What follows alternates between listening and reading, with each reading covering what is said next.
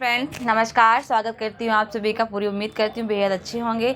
यथावत आपका अध्ययन अध्यापन कार्य चल रहा होगा तो सभी तैयारी में लगे हुए हैं। यहाँ पे एक महत्वपूर्ण बात ये है कि जब हम सफलता की ओर अग्रसर होने लगते हैं तो कुछ चीज़ें होती हैं जो हमारे साथ ऑटोमेटिक होने लगती हैं, या जब हम असफलता की ओर अग्रसर होते हैं तो भी कुछ चीज़ें हमारे साथ इस तरह से बन जाती हैं कि वहाँ पर संभावनाएं कम हो जाती हैं और कहीं बहुत अच्छी चीज़ें होने लगती हैं तो हमें अपने आप में आत्मविश्वास आ जाता है कि अब इस बार हम आर पार की लड़ाई लड़ रहे हैं। तो यहाँ पर कहते हैं कि जो सफल होने वाले कैंडिडेट्स होते हैं, अभ्यर्थी होते हैं, वो कुछ बातों का विशेष ख्याल रखते हैं।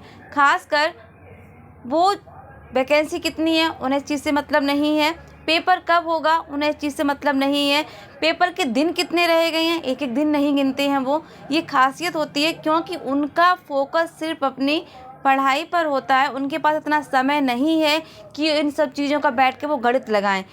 वो सोचते हैं कि वहाँ गणित लगाने की बजाय बेहतर ये होगा कि हमें अपने कंटेंट पर, अपने सिलेबस पर फोकस करना है और हर हालत में सिलेबस को कम से कम 5 से 7 बार पूरा रिवीजन करके छोड़ देना है, उस पर फोकस होता है। तो ये सच है कि जिनका अपना पढ़ाई में इतनी ज़्यादा लगन और रुचि है, आत्मविश्वास तभी आपका डेवलप होगा जब आपने अपना सिलेबस पूरी तरह से मजबूत और अच्छा कर लिया होगा।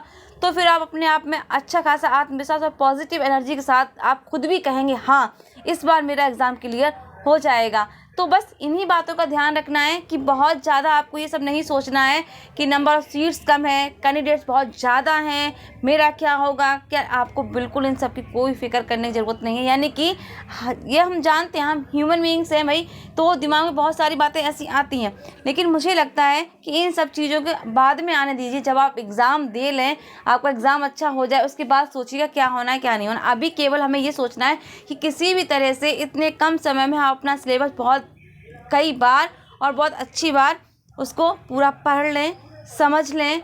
जो वीक हमारे पोर्शन रह जाते हैं, खासकर जो मुझे लगता है वो काव्य शास्त्र, व्याकरण है, कुछ लोगों का, सभी का नहीं। तो जिसका जो समस्या है तो अभी उस पर फोकस करने की ज़रूरत है। ना तो नंबर ऑफ़ सीट्स पर फोकस करना है, ना समय पर कि कितने दिन बचे हैं कितने दिन नहीं बचे, कैसे सफल होना क्या होना है। तो आप इन चीज़ों का विशेष ध्यान रखेंगे और इन सब पर बिल्कुल फोकस नहीं करेंगे। बस सफल होने के लक्षण यही होते हैं कि आपको दुनिया भर की बातों से कोई लेना देना नहीं होता है। मतलब होता है सिर्फ आपकी अपनी किताबें, आपका अपना लक्ष्य, आपका अपना सिलेबस। बस वही आपके दिमाग में 24 घंटे घूमेगा। आपकी सोते हुए आँख खुल जाएगी तो भी आपके दिमाग में ये लगेगा कि जैसे ही मैं उठूँगी या मैं उठने वाली तो मुझे ये चीज़ें पढ़नी है, चीज़ें क्लियर करनी है। इतनी लगन वाकई में ज़रूरी है सफल होने के लिए। तो बस इन्हीं अच्छी बातों के साथ आप लोग अपना जो कंटेंट है, सिलेबस है, अच्छी तरह से लगातार रिवीजन करते रहिए और आत्मविश्वास के साथ पॉजिटिव जरूर रहिए, यानी कि सकारात्मक रहना बेहद ज़रूरी है। तो ख्याल रखिएगा अपना, स्वस्थ रहिए, मस्त रहिए। और इसी के साथ दूंगी मैं वाणी का विराम। नमस्कार, जय हिंद, जय भारत।